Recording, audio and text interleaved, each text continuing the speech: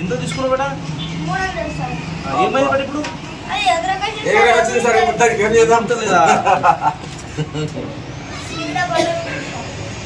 అది కాదు అది రెక్కలు సెట్ చేయాలి అది రన్నింగ్ లో సెట్ అవుతుంది. ఏమైంది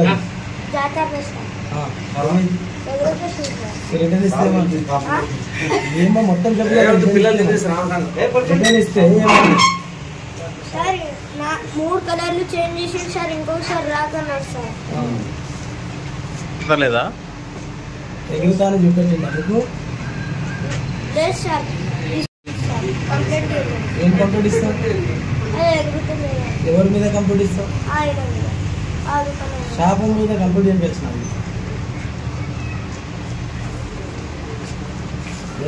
ఫస్ట్ పోయినప్పుడు సార్ పైనకి ఎగురుతుంది మళ్ళీ కిందికి వస్తుంది మళ్ళీ ఎగురుకొస్తుంది. ఏం పేరు నీది? వినారెడ్డి సార్.